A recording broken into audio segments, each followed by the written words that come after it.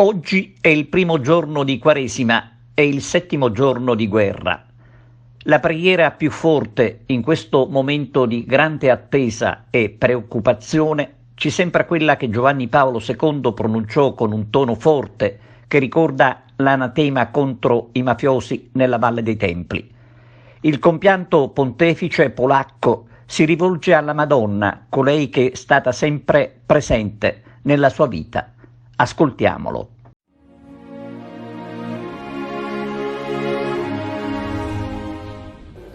O Madre degli uomini e dei popoli, tu che conosci tutte le loro sofferenze e le loro speranze, tu che senti maternamente tutte le lotte tra il bene e il male, tra la luce e le tenebre che scuotono il mondo contemporaneo, accogli il nostro grido che, mossi dallo Spirito Santo, rivolgiamo direttamente al tuo cuore.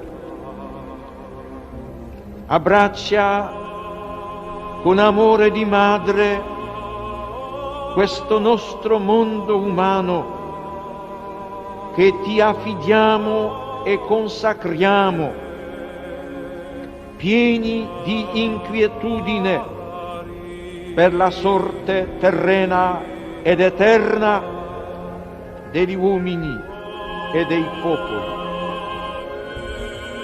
O cuore immacolato, dalla fame, dalla guerra, da un'autodistruzione incalcolabile, liberaci dai peccati contro la vita dell'uomo, sin dai suoi albori, liberaci dall'odio, liberaci da ogni genere di ingiustizia nella vita sociale, nazionale e internazionale. Liberaci dalla facilità di calpestare i comandamenti di Dio. Liberaci dal tentativo di offuscare nei cuori umani la verità stessa di Dio. Liberaci dallo smarrimento delle coscienze del bene e del male. Liberaci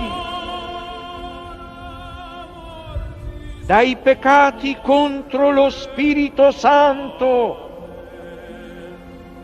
Liberaci, liberaci, o Madre di Cristo, si riveli l'infinita potenza salvifica della redenzione, che esso arresti il male nel tuo cuore immacolato, si sveli per tutti la luce della speranza. Amen.